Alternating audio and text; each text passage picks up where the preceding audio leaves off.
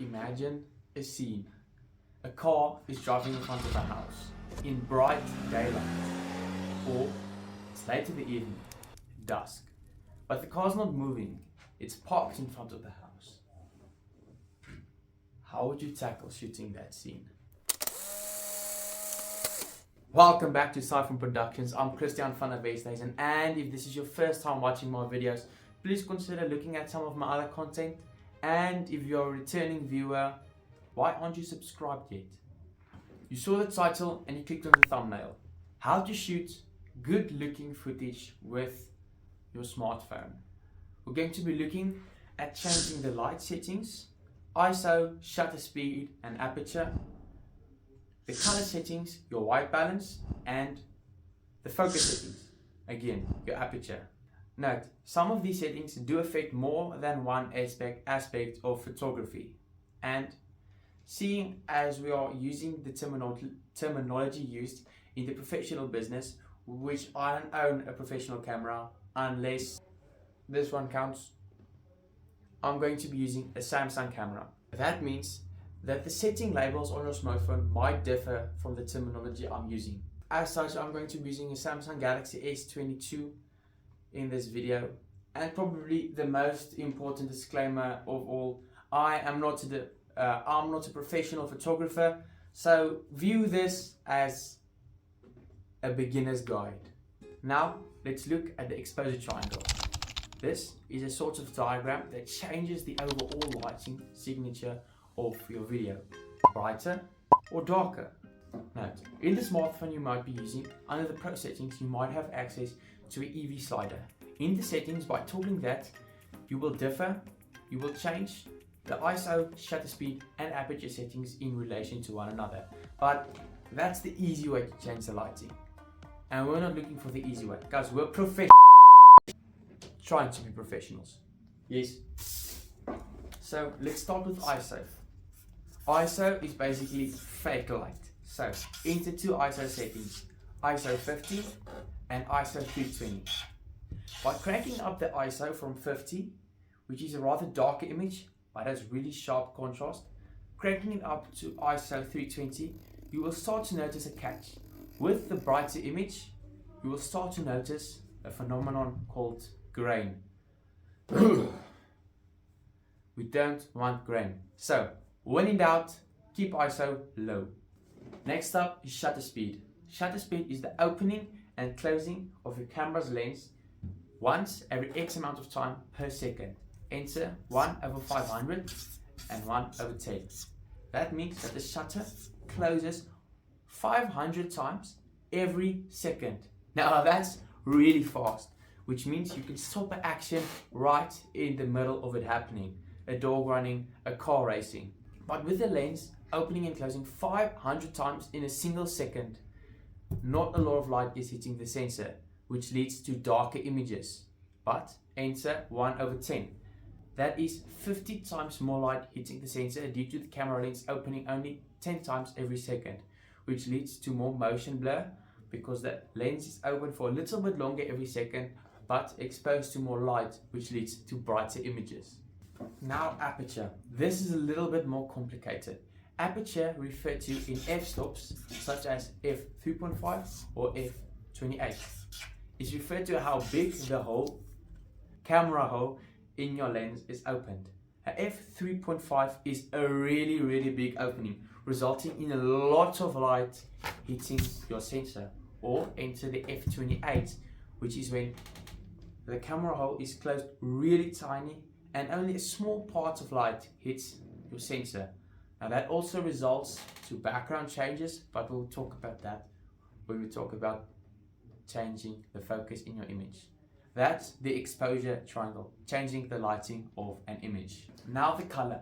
Have you ever experienced really cool blue looking images or really warm orange looking photos? That is the absence of good white balance. Now white balance is a spectrum from really cool or warm looking images. Enter 3200 or 7300. 3200 is on the cooler, bluer side of the spectrum, and 7300 is on the higher, warmer end of the spectrum. I like to see white balance as balancing the whites in your image. So for our test image, let's find a piece of white.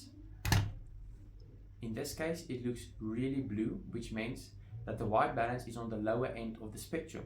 Cracking it up from the left to the right to the more warm side of the spectrum, you will see the white to look more white. Or in this test image, the whites are looking really orange.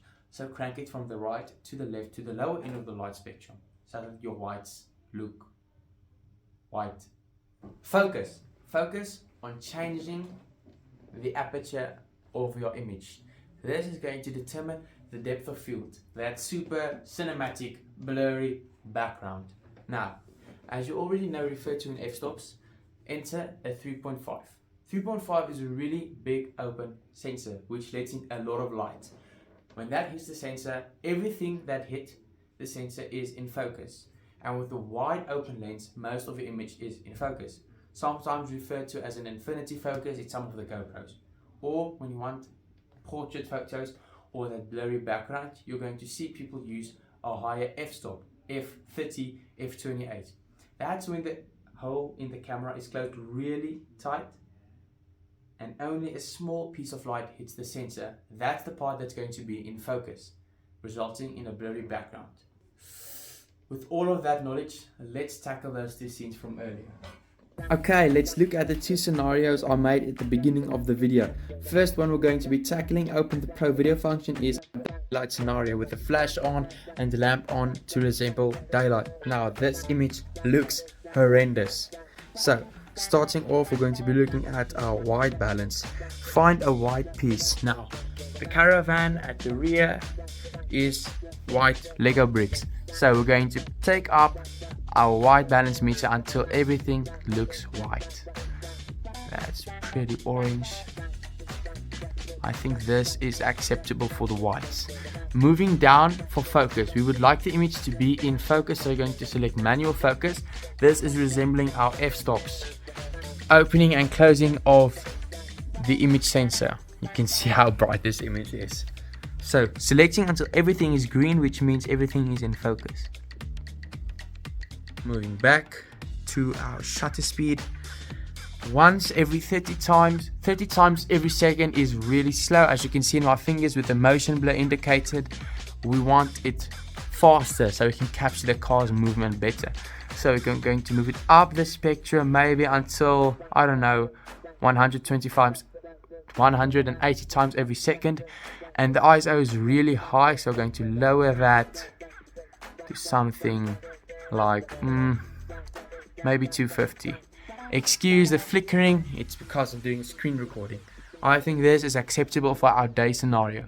Let's look at once more the last scenario I mentioned at the beginning of the video.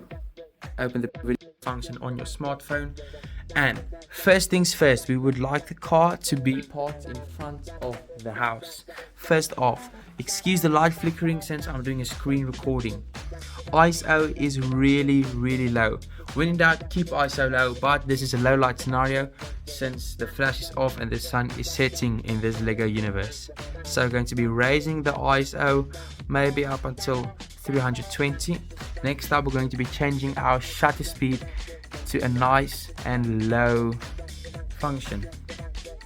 Next up, we would like the rear of the image to be in focus and not the front. So we're going to select manual and wait until everything at the rear is in focus. That's acceptable, with the front part not in focus. Moving up to our white balance, this image is really warm. Finding a white piece in our image, moving it up and down to find the best place for it to be situated. I'm feeling really confident at about maybe 48,000 white balance. This looks acceptable for our nighttime portrait. Thank you guys so much for watching. Catch you in the next one.